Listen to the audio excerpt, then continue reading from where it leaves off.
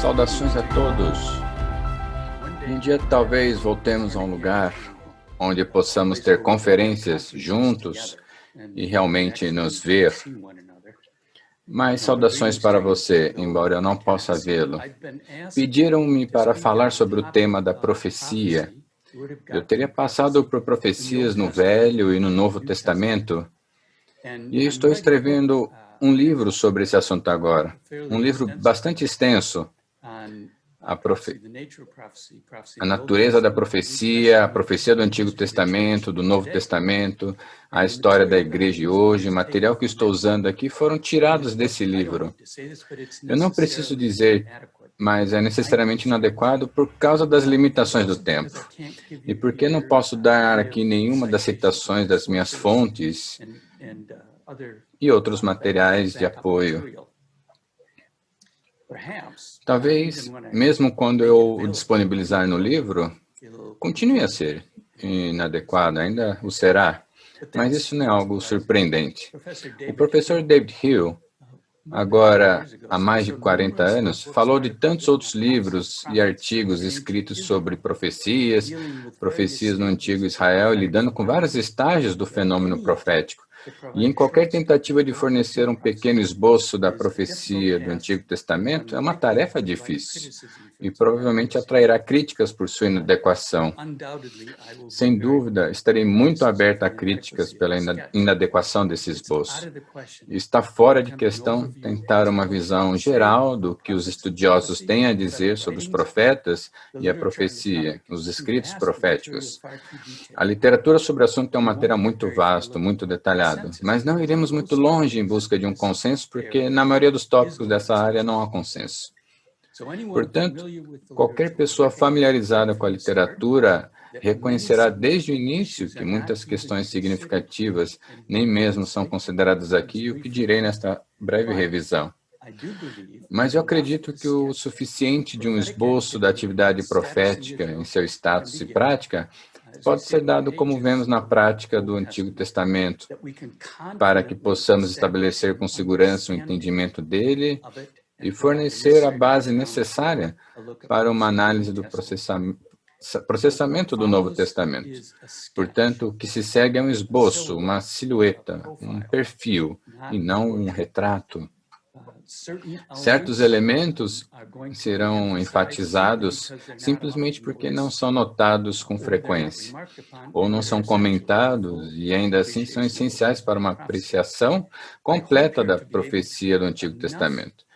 Espero que você seja capaz de obter um esboço suficiente, uma imagem do fenômeno da profecia, para que possamos avançar e olhar o Novo Testamento.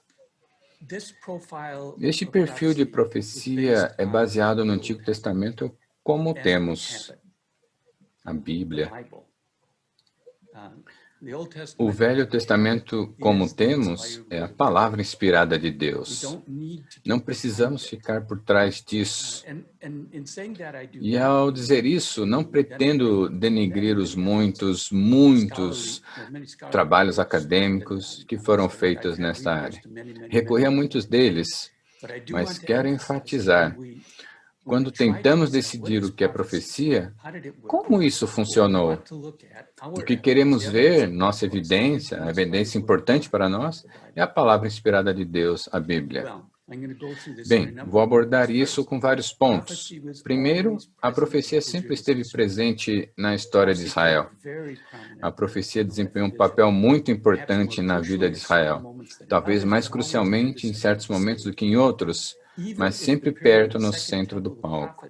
Mesmo que o período do segundo templo do profeta parecesse menos ativo ou menos importante, também foi justamente naquele período que os livros dos profetas estavam sendo compilados ou recebendo sua forma final, para que os profetas continuassem a formar as mentes dos judeus através de seu ensino e moldou a adoração de Israel. Robert Wilson está correto ao dizer que há evidências bíblicas para a continuidade da atividade profética ao longo da história israelita. É uma afirmação verdadeira. Segundo ponto, a profecia não é um fenômeno uniforme simples. Há claramente desenvolvimento e mudança no exercício da profecia ao longo da história de Israel. E a porta de frente, digamos assim, observa uma ampla gama de atividades não obviamente relacionadas entre si e é rotulada como profecia. A imagem de uma renderização térmica diz que a imagem da profecia de Israel apresentada no Antigo Testamento não é uniforme. Abrange fenômenos tão diferentes que parece quase impossível colocá-los sob um único denominador comum. Eu acho que isso é verdade. Mesmo a tentativa de escrever uma história das profecias do Antigo Testamento pode ser apenas parcialmente bem-sucedida e deixa muitas questões em aberto em pontos decisivos. Voltaremos a isso porque é importante. Não é um fenômeno unitário e simples. Quando eu olhar primeiro para o Pentateuco, vou descrever isso como profecia relativizada e espero que você entenda por que digo isso. Nas histórias dos patriarcas, a profecia como tal aparece raramente com esse nome. Nos primeiros 5 livros da Bíblia, existem apenas 8 referências diretas a profecias ou profetas. Há também material importante, que não é chamado diretamente de profecia, mas exclui a natureza profética, e foi considerado assim mais tarde no Novo Testamento. Não podemos aprender muito com isso, com tudo sobre o papel da profecia, sobre as formas de profecia, ou a atividade dos profetas na história mais antiga de Israel. Porque essas recontagens, as recontagens do Pentateuco, daquela história, são tão pouco preocupadas com a atividade dos profetas. Há estudiosos que afirmam que o material do Pentateuco foi escrito após o período dos profetas principais ou clássicos, e que o papel da profecia é aqui intencionalmente diminuído, a fim de enfatizar e dar preeminência ao papel da lei. Bem, quer o Pentateuco tenha sido escrito após o período dos grandes profetas ou não, é claro que a questão do Pentateuco, onde a profecia está em causa, é a autoridade de Moisés e a revelação dada por ele em relação à autoridade dos profetas e profecia. A autoridade de Moisés é superior à autoridade dos profetas. Moisés, no Pentateuco, é retratado como um profeta, como, por exemplo, em Êxodo 7, Deuteronômio 34 e assim por diante, e é considerado maior do que os profetas.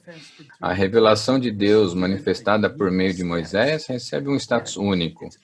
No entanto, é análogo à revelação por meio dos profetas. Em Deuteronômio, onde há uma preocupação muito evidente com a relação entre a profecia e a lei, há 2 passagens importantes citadas que explicam como se pode saber se um profeta é genuíno ou não. É Deuteronômio 13, de 1 a 5, e 18, de 15 a 22. A última passagem é frequentemente entendida como um significado que qualquer profeta faz uma declaração profética que mais tarde se prova falsa ou não é cumprida. Um falso profeta está sujeito à pena de morte? Mas, na verdade, as 2 passagens, Deuteronômio 13 e Deuteronômio 18, são amplamente paralelas e têm uma preocupação mais profunda. A questão em cada caso é a fidelidade ao Deus de Israel e a lei revelada por ele por meio de Moisés diante dos desafios, tanto das práticas divinatórias das nações vizinhas quanto dos profetas, talvez até mesmo dos profetas de Israel. Em Deuteronômio 13, o tratamento dos profetas é precedido por uma advertência para não adicionar nem retirar o que Moisés ordenou. A passagem em questão adverte contra qualquer profeta ou sonhador de sonhos que ganhe credibilidade por meio de um sinal ou maravilha que se cumpra. Se aquele profeta exorta Israel a seguir outros deuses, ele está para se rebelar e deve ser condenado à morte. A preocupação aqui é a fidelidade ao Deus de Israel e a sua lei e aliança em face da tentação de seguir outros deuses. E fica claro nos versos imediatamente seguintes, somos informados de que qualquer um, não importa quão querido, que seduz a infidelidade, deve ser condenado à morte. Quando examinamos essa questão no contexto de outros pronunciamentos relativos à profecia encontrados no Pentateuco, torna-se claro que a questão crítica aqui não é um cumprimento, ou falta de cumprimento, como uma marca de falsa profecia, mas sim a competição profética com a autoridade da palavra de Deus que veio através de Moisés. Em qualquer caso, o cumprimento é um critério muito difícil de usar. A preocupação em guiar a integridade da revelação fundamental encontra um paralelo no Novo Testamento. Quando Paulo nos diz que, mesmo se nós ou um anjo do céu pregarmos um evangelho contrário ao que pregamos a você, que ele seja amaldiçoado. Em comparação, a questão do cumprimento ou não cumprimento é menos importante. E o uso do cumprimento como critério não é direto. A competição com que se sabe que Deus revelou é direta ou relativamente direta. A preocupação central nessas passagens, terminando apenas em 13 e 18, a questão de competição profética com a palavra de Deus dada por meio de Moisés, é profunda isso porque, como Joseph Blenkinshop corretamente afirmou, a reivindicação mais básica e paradigmática de autoridade religiosa foi a do profeta. Portanto, Moisés foi aclamado como pai de todos os profetas antes e depois dele. Mesmo que o tratamento de profetizar o Pentateuco seja polêmico e tenha a intenção de relativizar a profecia, o que é, no entanto, ao mesmo tempo, um testemunho da importância da reivindicação da profecia. Um outro ponto a considerar antes de prosseguir é a questão da profecia dos 70 anciãos do acampamento. O que eles estavam fazendo? Todos eles profetizaram juntos. Obviamente, nem todos estavam entregando oráculos que trouxeram alguma revelação importante. Ainda assim, foi dito que eles estavam profetizando. Era quase certo, e não tenho tempo para elaborar sobre isso, mas é um ponto importante. Eles quase certamente estavam engajados em alguma forma de adoração ou oração inspirada. Vemos isso novamente nos Atos, capítulo 2, no dia de Pentecostes. Novamente, infelizmente eu não tenho tempo para elaborar sobre isso, mas é um ponto muito importante. Em seguida, houve muitos profetas em Israel. Houve muitos deles. A profecia em Israel era onipresente e os profetas eram numerosos. E isso provavelmente aconteceu ao longo da história de Israel, embora no início da história os profetas não tenham lugar de destaque. É um ponto importante que existem muitos deles. Novamente, eu não tenho tempo para justificar totalmente isso, mas quando o assunto é profecia do Antigo Testamento, alguns nomes proeminentes normalmente vêm à mente. Isaías, Jeremias, Elias, talvez Ezequiel. Uma pessoa alfabetizada biblicamente pode ser capaz de criar uma lista de 25 ou 30 nomes de profetas do Antigo Testamento, mas ainda assim uma lista bastante limitada. No entanto, na verdade, houve muitos profetas em Israel e até mesmo naquela época. Novamente, Blenkinshop diz que os profetas canônicos constituíram apenas uma pequena e anômala minoria dos profetas em Israel, em qualquer ponto de sua história. E Aubrey Johnson nos diz que o fato é que uma avaliação correta do papel profético pode ser assegurada apenas considerando as evidências que vão muito além das figuras dos profetas canônicas. As primeiras narrativas descrevem grupos de profetas que parecem ter vivido algum tipo de vida comunitária e que se reuniram ou poderiam ser reunidos em um número relativamente grande. E aqui vou citar Johannes Lindblom e o número de profetas. Para começar, havia um grande número deles disperso por todo o país. O rei Ahab, certa vez, reuniu profetas para cerca de 400 homens, como 1 Reis 22. Em outra ocasião, um grupo de 50 profetas foi mencionado, 2 Reis, capítulo 2. Por causa da perseguição aos profetas por Ahab e Jezebel, Obadias teria levado 100 profetas e os escondido, como 1 Reis, capítulo 18.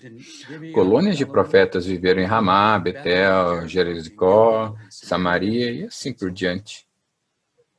Isso é Lindblom.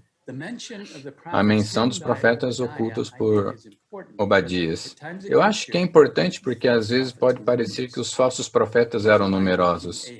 Aqueles alinhados com o rei Ahab, por exemplo, embora os verdadeiros profetas fossem poucos, as narrativas não confirmam essa opinião. Além dos profetas ocultos por Obadias, pode-se mencionar grupos aparentemente numerosos associados a Elias e Eliseu, por exemplo. Aumentando o número deles com os profetas do culto e os profetas centrais, irei voltar para eles a seguir. Esses são profetas institucionais. Os profetas do culto, bem brevemente. Isso exigiria muitas justificativas, e há muitas justificativas. Resumidamente, pode-se dizer que desde o início do estabelecimento do culto, após a revelação no Sinai, sempre houve profetas envolvidos na adoração de Israel. Muito do que é referido como profetizar na adoração é adoração conduzida ou animada pelos profetas. Há boas evidências de que os Salmos, por exemplo, contêm o que eram oráculos originalmente proféticos em um bom número deles. De novo, não há tempo para justificar essa afirmação, mas é importante reconhecer esse papel dos profetas na adoração de Israel. A maioria é mais preeminente, é claro, no livro de Crônicas. Às vezes, alguns autores rejeitam isso, rejeitam as Crônicas, dizendo que o autor de Crônicas tinha uma agenda própria. Claro que tinham. Claro que sim. Por que outro motivo ele se esforçaria para compor algo como o livro de Crônicas? Mas isso não significa que sua evidência não seja genuína e o autor narra nomes de mais profetas do que qualquer um dos outros livros da Bíblia.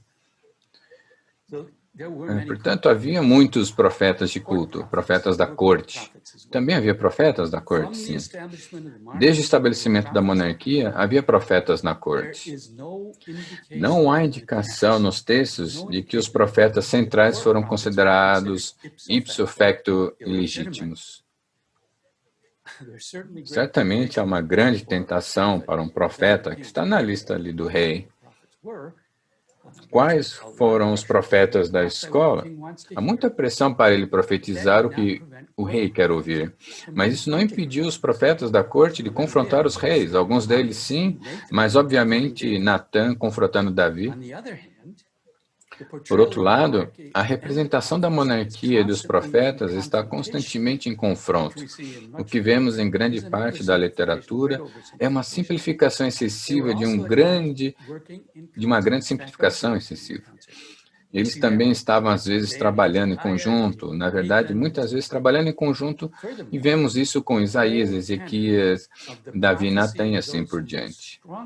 Além disso, todo o teor da profecia daqueles que mais fortemente confrontam os líderes de Israel é de oposição relutante. Nem os sacerdotes, nem os profetas sabem que os reis se opõem, mas pela razão de seu status oficial. E eles se opõem porque são corruptos e infiéis. A oposição não é à instituição em si, mas ao comportamento dos ocupantes dos cargos institucionais. Os grandes profetas, os clássicos. Bem, os profetas clássicos são clássicos, mas não são típicos. É em meados do século VIII a.C. que, com Amós, começa o que se chama de período da profecia clássica, porque agora, pela primeira vez, temos coleções de oráculos, às vezes acompanhadas de narrativas históricas, e informações biográficas que aparecem sobre o nome de um profeta. Esses profetas eram diferentes dos profetas que precederam de alguma forma decisiva? Bem, a razão mais frequentemente apresentada ao fazer uma distinção nítida entre os profetas anteriores e aqueles que apareceram após a metade do século VIII não é muito convincente. Mas há uma razão óbvia para distingui-los. De Amós em diante, temos profetas cujas profecias são coletadas e escritas.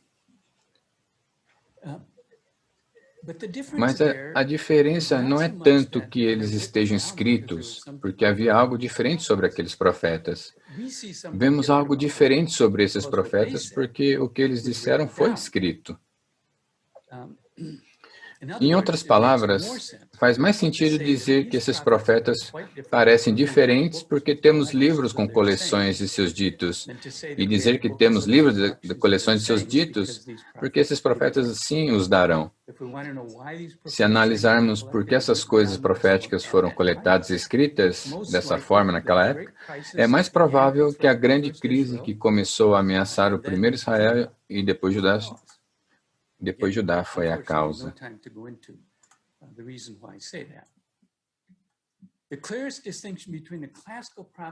Infelizmente, não há tempo para entrar nisso, a razão pela qual digo isso. A distinção mais clara entre os profetas clássicos e os profetas anteriores é a forma como suas profecias foram transmitidas. Qualquer que seja a razão que começou na metade da coleção do século VIII a.C., as coleções desses ditos de que alguns profetas foram compiladas e seus escritos apareceram sob o nome desse profeta. Esses livros proféticos foram resultado de um processo, em alguns casos provavelmente muito demorado, de coleta, compilação e edição, do que foi preservado com as palavras dos profetas. Sabemos muito pouco sobre esse processo, além de que ele ocorreu. As muitas reconstruções propostas da história editorial dos vários textos são especulativas, e há pouco consenso até mesmo nos pontos principais, mas é muito razoável supor que houve tal processo. Os profetas que cantam estão reunidos nos livros canônicos dos profetas e tiveram tornando-se paradigmáticos para os leitores do Antigo Testamento. Esses são os profetas, Isaías, Jeremias e assim por diante. Eles eram, é claro, bons motivos para vê-los dessa forma, mas isso também está distorcido. Há muito mais profecias ao longo da história de Israel do que esses grandes profetas. Também é importante notar que na Bíblia, a figura prototípica da profecia não é Jeremias ou Isaías, mas Elias. Isso é verdade tanto no Antigo Testamento quanto no Novo Testamento. E é convincente no Novo Testamento.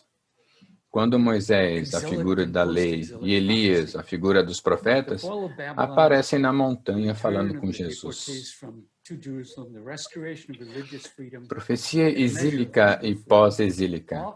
A queda da Babilônia, o retorno dos deportados de Jerusalém, a restauração da liberdade religiosa e uma medida de liberdade legal, tudo contribuiu para uma enxurrada de atividades proféticas e até mesmo para um renascimento das esperanças refletidas mais claramente em Ageu e Zacarias, para a restauração da liberdade política sob a monarquia restaurada. A esperança de liberdade total dos senhores supremos logo se prova falsa e as expectativas messiânicas tiveram de ser postas de lado ou adiadas. Havia 3 tarefas essenciais a serem realizadas na era pós-exílica. O primeiro sentido tinha que ser feito na história da nação e no relacionamento de Deus e de Deus com a nação, especialmente à luz do que havia sido dito profeticamente. Em segundo lugar, a vida de Israel teve de ser fundada em condições novas e muito diferentes, e em terceiro lugar, os judeus tiveram que aceitar o contato e envolvimento muito maior com os assuntos de outros povos. Profetas e profecias foram importantes para todas as 3 tarefas, mas aqui só tenho tempo para examinar a primeira. O sentido teve que ser feito na história da nação. As coisas não tinham acontecido como deveriam. Se o Deus de Israel, o Deus de todos, se Israel fosse uma nação escolhida e ele tivesse poder para fazer o que quisesse, por que desejou esse enorme desastre da destruição de Jerusalém, do templo, do lugar de sua morada nela? Os Salmos colocam a questão direta e eloquentemente. Salmo de 79. Por quanto tempo, ó Senhor, você ficará zangado para sempre? Por que a nação deveria dizer, onde está seu Deus? Ou ainda, em Salmo 85, você ficará zangado conosco para sempre? Você vai prolongar a sua raiva por todas as gerações? Essas são questões muito sérias e várias tentativas foram feitas para lidar com elas. Na longa história, que inclui os livros de Josué, Juízes, Samuel, Reis e Deuteronômio, a história foi uma tentativa de resposta às perguntas. Essa resposta reivindica a tradição profética, que falava da centralidade da aliança e da fidelidade a essa aliança. e da punição que se segue à infidelidade. E isso justifica a resposta de Deus à infidelidade. Você foi avisado, Israel. Deus não fez nada além do que disse que faria. Mas essa história, tudo isso levou ao exílio e acabou aí. E agora? Quais são as promessas de antes? E não era abordada a questão daqueles que perguntavam por que o inocente deveria sofrer com o culpado. Salmo 43. Tudo isso veio sobre nós para que não nos esqueçamos de você, ou sejamos falsos ao seu pacto. E eles foram fiéis em Israel. 7.000 e não se curvaram a isso. Essas são questões muito difíceis. E a tradição profética, obviamente, não tinha os recursos para abordá-las. Mas novas vozes proféticas foram levantadas. No tempo após o exílio, prometendo um novo dia, um futuro no qual Deus restauraria Israel e o tornaria ainda mais glorioso. A glória desse templo, maior do que a glória do anterior. E houve contribuições em Isaías, Ezequiel e em outros lugares para uma compreensão profética da admissão do lugar de Israel após o exílio. Algumas delas poderiam fornecer uma solução para os enigmas colocados pela história de Israel. Mas as perguntas eram desafiadoras e as respostas não eram claras.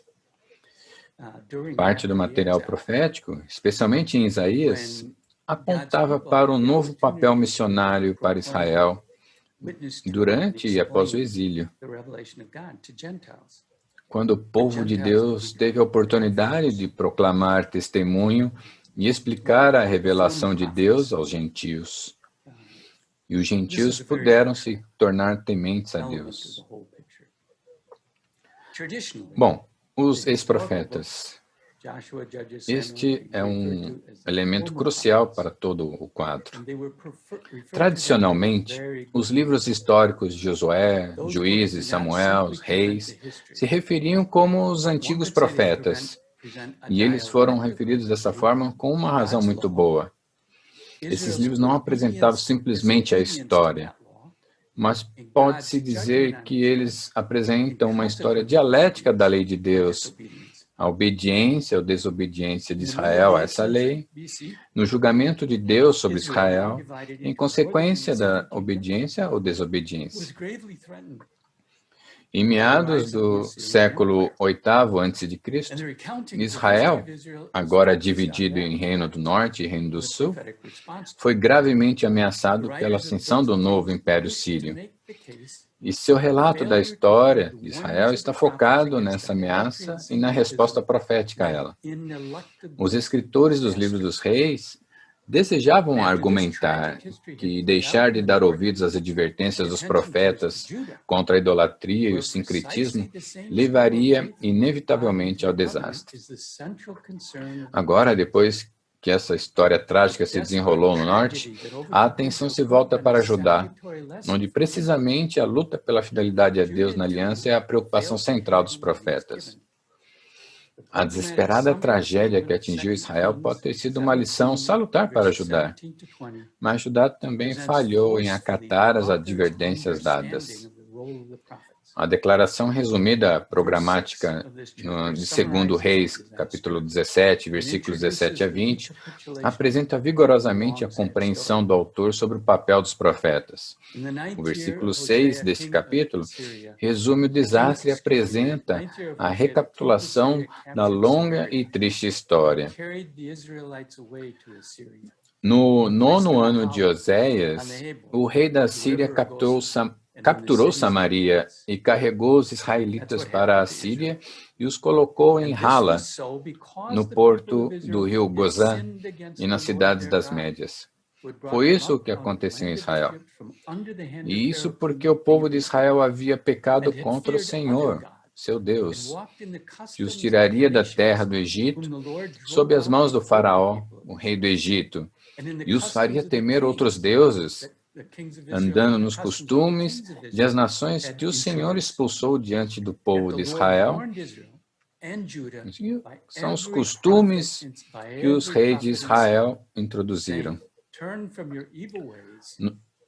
No entanto, o Senhor advertiu Israel e Judá por profetas, dizendo: desviem-se de seus maus caminhos e guardem meus mandamentos e minhas leis, de acordo com toda a lei que ordenei a seu pai e que enviei a vocês por meus servos, os profetas. Mas eles não quiseram ouvir. Eles eram teimosos como seus pais, que não acreditavam no Senhor, seu Deus. Portanto, o Senhor ficou muito zangado com Israel e os removeu de sua vista. Não sobrou nenhum, apenas a tribo de Judá.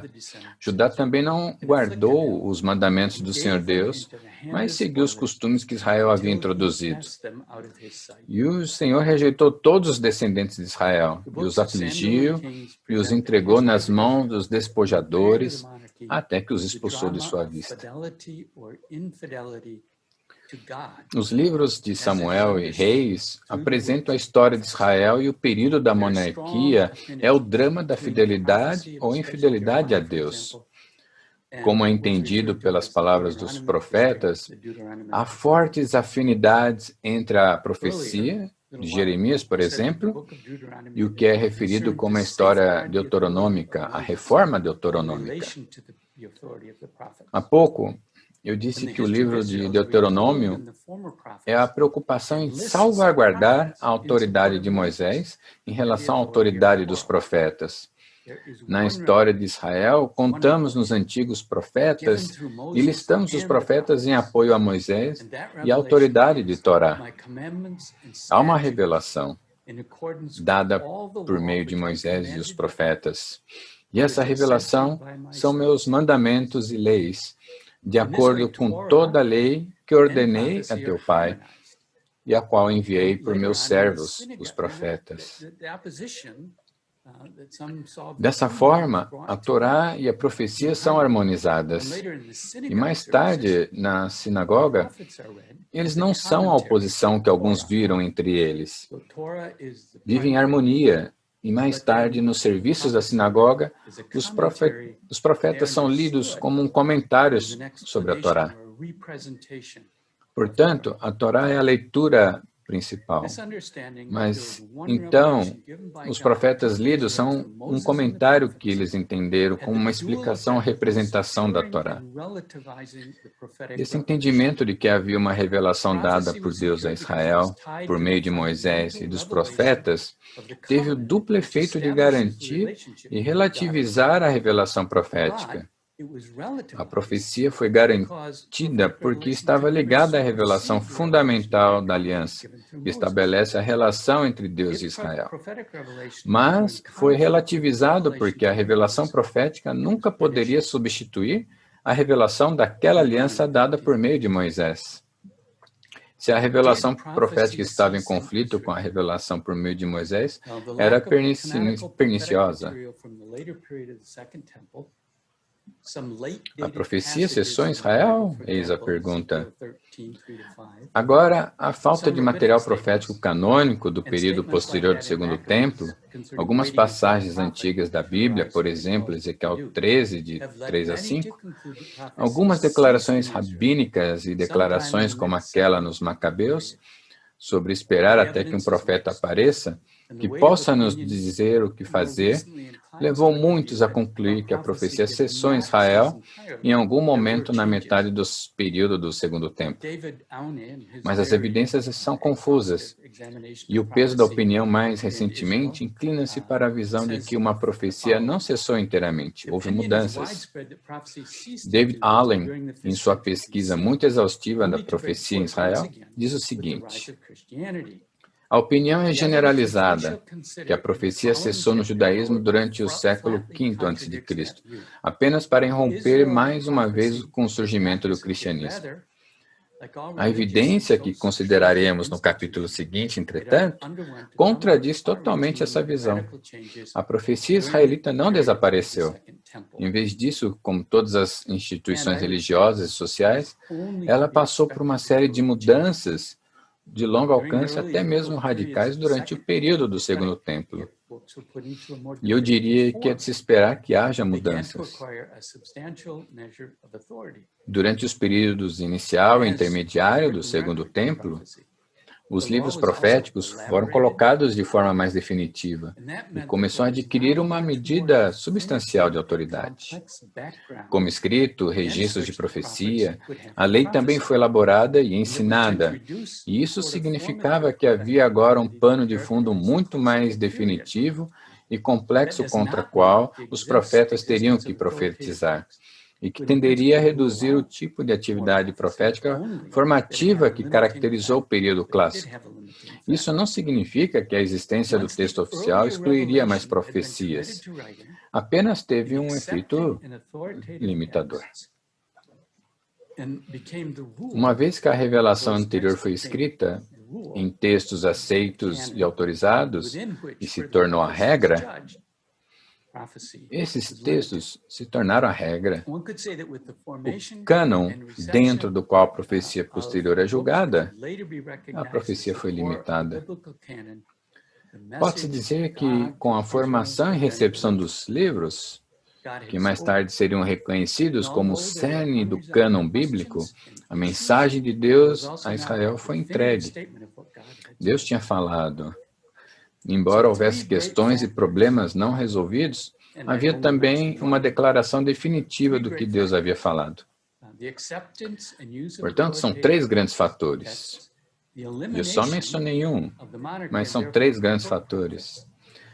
A aceitação e uso de textos autorizados, a eliminação da monarquia e, portanto, dos profetas da corte, e a formalização do culto no período do Segundo Templo, a principal causa do declínio na transformação de uma profecia. Voltarei mais tarde para esse terceiro. Bem, e quanto à legitimidade da atividade profética não canônica? Se há muitos profetas, deve ter havido muitas profecias, e o que aconteceu com todas as profecias que não estão na Bíblia não é canônico? Foi legítimo? Somente o que está registrado na Bíblia era uma profecia legítima, uma profecia real, algo genuíno? Não. Na verdade, não há indicação no Antigo Testamento de que toda aquela profecia foi considerada em si mesma ilegítima. Não foi canonizada, mas não foi necessariamente considerada ilegítima. Eu diria que a realidade é que grande parte da profecia foi efêmera. Importante apenas por um momento, apenas neste momento ou naquele momento. Este é um entendimento crucial quando chegamos ao Novo Testamento. Este talvez seja o ponto que exigiria mais comprovação justificativa, o que não posso fazer aqui. Você terá que comprar meu livro quando ele for lançado. Definições, a família. O que é a profecia no Antigo Testamento? A variedade de atividade que os profetas se empenharam no Antigo Testamento é muito difícil de caracterizar.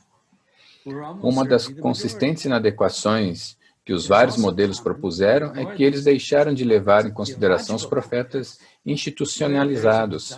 É quase certo que éramos a maioria dos profetas.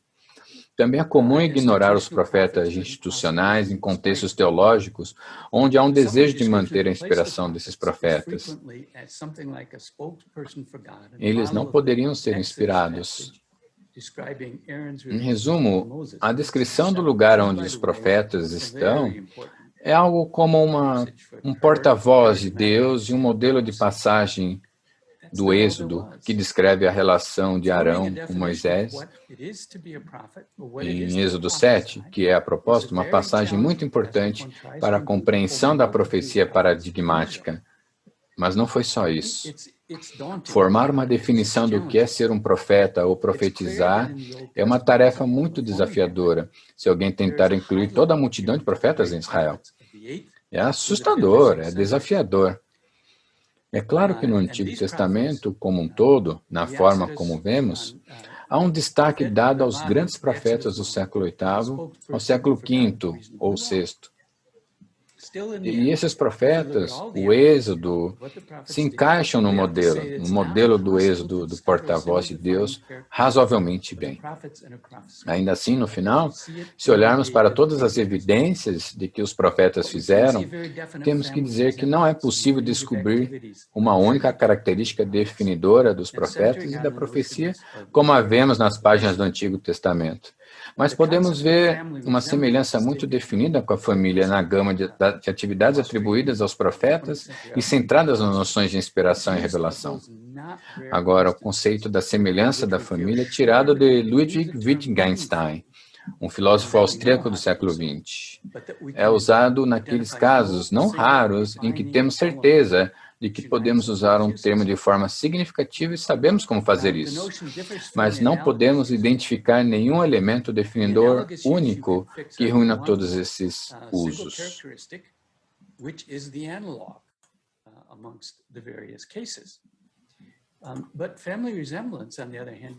A noção difere do uso análogo de um termo.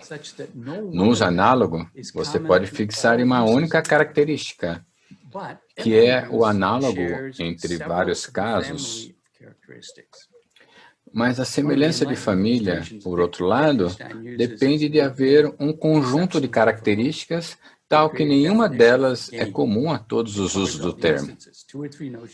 Mas cada uso compartilha várias características da família. Uma das ilustrações esclarecedoras, Wittgenstein, usa a palavra jogo, excepcionalmente difícil para criar uma definição de jogo que cobre todas as instâncias. 2 ou 3 noções vêm à mente imediatamente. Regras que desviam a atividade social organizada, mas nenhuma está invariavelmente envolvida em toda a gama de atividades que descrevemos com o termo ganho. No entanto, concordamos facilmente se esta ou aquela atividade é um jogo. O que está acontecendo aqui? Bem, usamos o termo para um conjunto de coisas que possuem características em comum umas com as outras, mas que não compartilham nenhuma característica definidora única. A profecia no Antigo Testamento é usada para abranger um grupo de coisas intimamente relacionadas que não podem responder a uma única definição. Pessoas agindo sob o poder de alguma inspiração imediata, pessoas que proclamam uma mensagem que afirmam ser de Deus. Pode-se dizer que todas as pessoas que proclamam a Deus em adoração estão profetizando. Isso nos parece talvez um uso estranho do termo, porque procuramos uma definição por uma coisa única. Mas que há uma semelhança de família em vez de uma única definição, parece-me a conclusão inevitável de uma pesquisa dos usos do Antigo Testamento. Profecia e o Novo Testamento, podemos passar por isso muito rapidamente. Quando comecei a pesquisar propriamente, escrevi um livro sobre a profecia em 1976, faz muito tempo, não estou velho. E era um livro popular, não era um livro acadêmico. Quando escrevi esse livro, descobri apenas 2 monografias acadêmicas escritas sobre as profecias do Novo Testamento. Apenas 2 em 2000 anos. E tenho visto, desde então, que outros estudiosos tiveram o mesmo sucesso ou insucesso. Simplesmente não havia nenhum. Ninguém se preocupou com isso. Desde 1976, devido a uma série de fatores, mas principalmente por causa do movimento carismático pentecostal, havia muitos livros acadêmicos, pelo menos 50, tratamentos acadêmicos, especificamente de procuração do Novo Testamento e centenas de artigos. Não consigo resumir toda essa pesquisa, vou escolher apenas algumas coisas aqui. É muito impressionante que quando nos voltamos para o Novo Testamento, embora no Novo Testamento encontremos uma preocupação óbvia com a profecia e uma evidência de profecia abundante sendo dada, veja a carta de Paulo, muita pouca atenção é dada ao conteúdo dessa profecia abundante. Paulo certamente tinha uma grande consideração pelo dom de profecia, A profecia era uma ocorrência comum o suficiente para que ele estabelecesse regras para sua boa ordem. No entanto, encontramos muito poucas profecias cristãs preservadas. Aparentemente, pouca atenção foi dada ao conteúdo da profecia cristã. Essa atenção é dada no Novo Testamento ao conteúdo. A profecia é quase exclusivamente para a profecia do Antigo Testamento. O conteúdo do exercício da profecia do Novo Testamento, com a notável exceção das narrativas da infância, os relatos de João Batista, que precedem o ministério de Jesus, e o livro do Apocalipse raramente aparecem. Simplesmente não sabemos o que a profecia do Novo Testamento disse, e quando aparece, está preocupado com questões locais e imediatas, e se aproximando da fome, se aproximando da prisão, nomeação de missionários em Antioquia e assim por diante. Todo o caminho para a preocupação com o conteúdo da profecia é com os profetas do Antigo Testamento e o que sua profecia significa para os escritores do Novo Testamento. Por outro lado, é muito provável que os profetas do Novo Testamento contribuam para as páginas do próprio Novo Testamento, além do assunto imediato e relativamente sem importância para que acabamos de mencionar. Talvez até mesmo para questões doutrinárias tratadas no Novo Testamento. Embora a questão seja discutível, é possível que Paulo nos diga que os profetas do Novo Testamento contribuíram para o entendimento da inclusão dos gentios entre o povo de Deus. Mas a verdade é que sabemos muito pouco sobre o conteúdo das profecias do Novo Testamento. Então, por que há tão pouca atividade profética? O conteúdo profético daqueles anos de formação da igreja é preservado para nós. No Novo Testamento encontramos continuidade na compreensão da profecia e mudança radical na compreensão da profecia. A continuidade com o Antigo Testamento, porque o Novo Testamento considera o exercício contemporâneo da profecia como o mesmo fenômeno que a profecia vista no Antigo Testamento. Os profetas do Novo Testamento são profetas, assim como seus predecessores. Mas, ao mesmo tempo, o Novo Testamento apresenta uma visão radicalmente nova de todas as profecias, tanto aquela registrada no Antigo Testamento, quanto aquela encontrada nas assembleias da comunidade apostólica. Esta visão radicalmente nova é uma releitura da profecia à luz da revelação de Jesus Cristo como Messias, aquela de quem todos os profetas falaram, e é paralela à releitura do Novo Testamento de todo o Antigo Testamento com uma preparação para a vinda de Cristo. Também implica novos parâmetros para a compreensão da profecia. Assim como no Antigo Testamento, os profetas passaram a ser entendidos como testemunhas da aliança na lei, a qual Israel estava vinculado ao pacto. Assim, no Novo Testamento, toda a profecia, que é o Antigo Testamento, que no Novo Testamento e na igreja se torna uma testemunha de Cristo e da nova aliança estabelecida nele. Há, portanto, dois aspectos distintos da profecia do Novo Testamento a serem considerados. Em primeiro lugar, a visão do Novo Testamento sobre a profecia, tanto no Antigo Testamento quanto na profecia cristã. E, em segundo lugar, a operação da profecia do Novo Testamento, quase a igreja, e eles devem ser vistos em relacionamento um com o outro para entender como a igreja primitiva considerou a autoridade e o significado da profecia no Novo Testamento. Portanto, a visão da profecia no Novo Testamento. Os escritores do Novo Testamento, os livros do Antigo Testamento, foram inspirados. Eles foram escritos sob o impulso do Espírito Santo. Em segundo lugar, a famosa passagem de Timóteo, toda a escritura é inspirada por Deus e proveitosa para ensinar, para repreender, para corrigir e para treinar a justiça. Pedro, em primeiro lugar, você deve entender isso, que nenhuma profecia das Escrituras é uma questão de interpretação de alguém, porque nenhuma profecia veio de um homem impulsivo. Homens movidos pelo Espírito Santo falaram da parte de Deus. Os apóstolos também falaram com a Escritura e a lei dos profetas, os escritos dos profetas.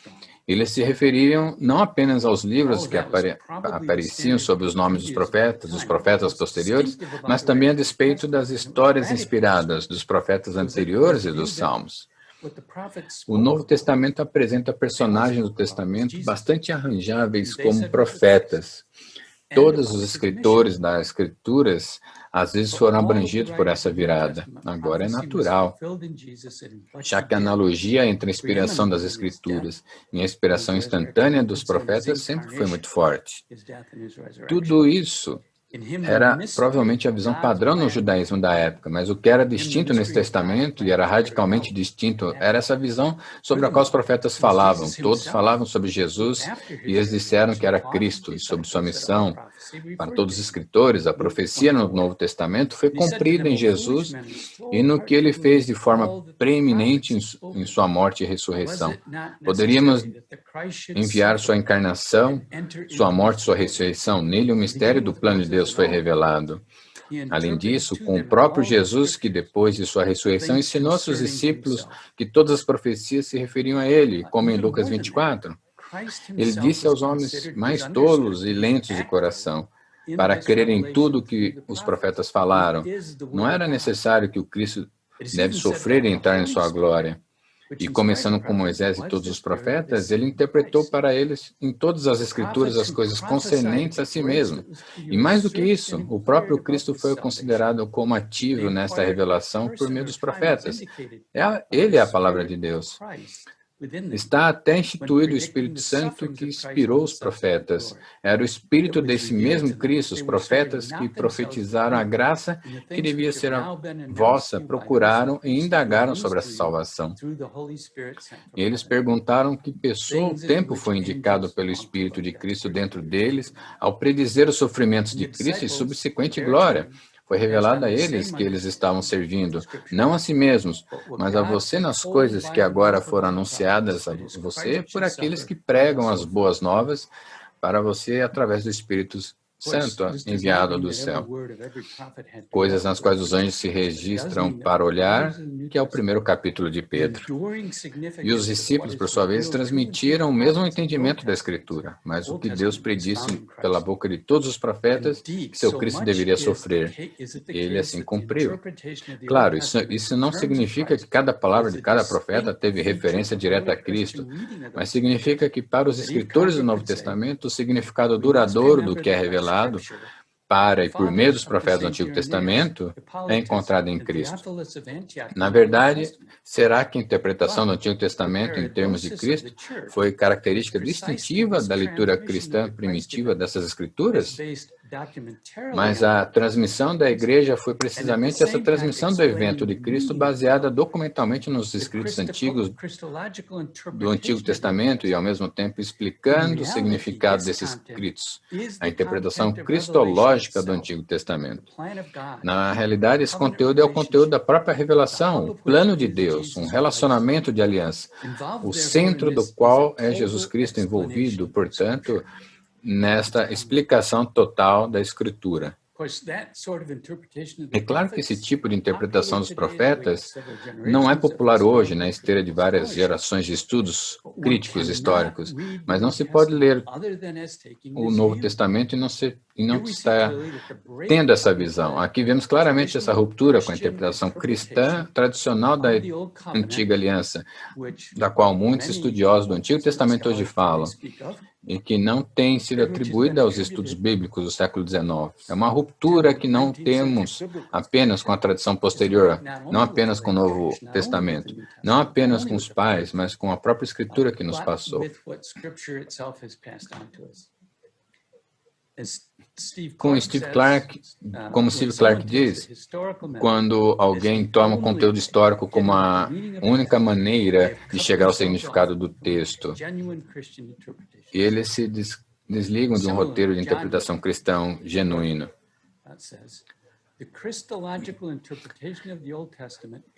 É a única forma exata de você conseguir chegar ao significado desse texto. E eles se desligam de um roteiro de interpretação cristã genuína. E da mesma forma, John Yocum, meu irmão, que diz que a interpretação cristológica do Antigo Testamento não é dispensável. É o fundamento da atitude cristã para com a Bíblia e a compreensão do Antigo Testamento pelo Novo Testamento. É a hermenêutica normativa unitiva e exclusivamente bíblica pela qual o Antigo e o Novo Testamento são fundidos em um único livro com uma mensagem coerente. John então passa a classificar Northrop Frye, um crítico literário. Quem não tem machado teológico para moer? Falando como um crítico literário, ele diz que essa forma topológica de ler a Bíblia é indicada com muita frequência e de forma muito explícita no Novo Testamento, deve ser alguma forma em dúvida de que esta é a maneira correta de ler o Novo Testamento, mesmo não sendo um único sentido que a crítica pode reconhecer como caminho que se conforma à intencionalidade do próprio livro e das convenções que ele assume e exige. Portanto, Frank coloca seu dedo em uma questão principal na erudição crítica bíblica moderna. Pode-se aceitar ou não a história que é apresentada a nós na Bíblia, mas para ler essa história corretamente, é preciso aceitar que é o Novo Testamento. O Velho Testamento em conjunto com uma história de cumprimento profético. A tentativa de preservar a Bíblia como base para o cristianismo e rejeitar a noção de cumprimento profético e cumprimento profético em Cristo está fadada à incoerência. Os escritores do Novo Testamento consideravam os profetas da mesma maneira que os judeus de seus dias. Mas depois aprendem com eles, aprendem com Jesus, que todos os profetas falaram sobre ele, em que todas as palavras dos profetas seriam cumpridas. Esse entendimento de que todas as profecias são cumpridas em Cristo é crucial para a visão dos escritores do Novo Testamento sobre as profecias do Novo Testamento. De várias maneiras, Deus falou antigamente aos nossos pais pelos profetas, mas nesses dias, Ele nos falou por meio de seu Filho, a quem constituiu herdeiro de todas as coisas, por meio de quem também criou o mundo. Hebreus capítulo 1. Isso indica uma mudança no modo da revelação. No passado, Deus falava através dos profetas, mas na vinda do próprio Cristo, o próprio Deus, a própria palavra de Deus agora encarnada, como fala Jesus de Nazaré. No quarto evangelho, João diz que no princípio era o Verbo, e o Verbo estava com Deus, e o Verbo era Deus.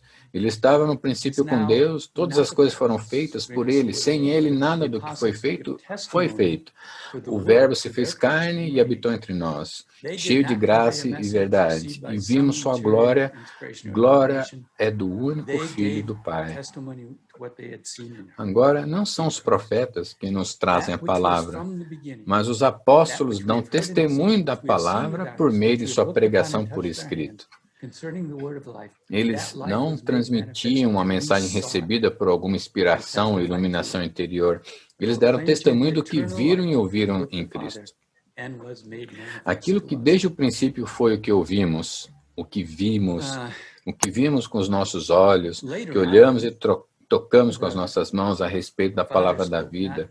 Essa vida foi manifestada e nós procuramos e testemunho sobre isso. E proclamado para a vida eterna, que estava com o Pai e se manifestou a nós.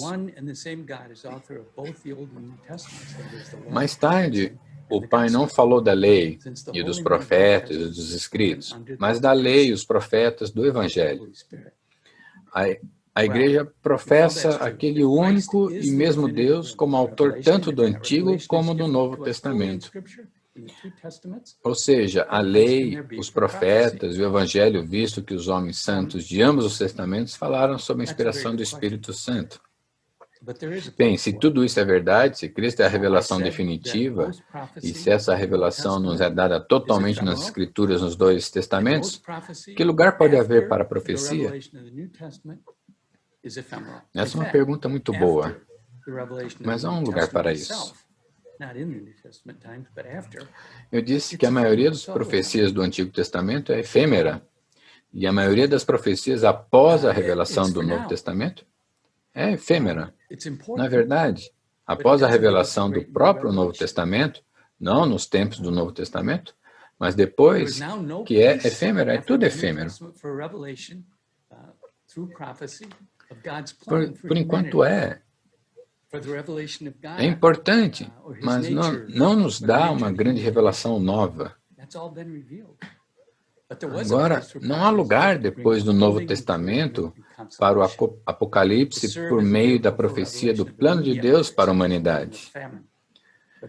Para a revelação de Deus, ou de uma natureza, ou da natureza da condição humana, tudo foi revelado.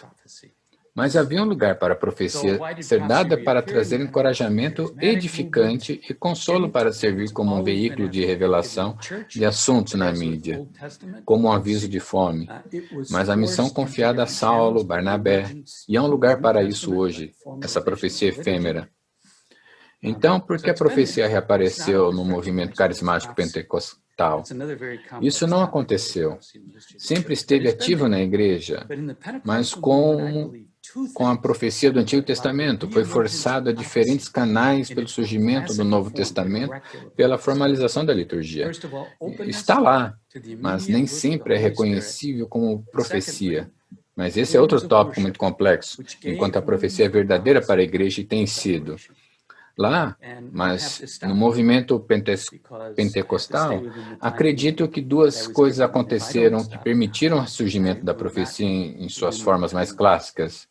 Em primeiro lugar, a abertura para a obra imediata do Espírito Santo, e em segundo lugar, as formas de adoração que deram lugar à profecia em sua operação. E terei que parar por aqui, porque tenho que ficar dentro do prazo que me foi dado, e se eu não parar agora, não estarei dentro desse prazo. Portanto, agradeço a oportunidade de falar nesta conferência e rezo para que Deus trabalhe nisso.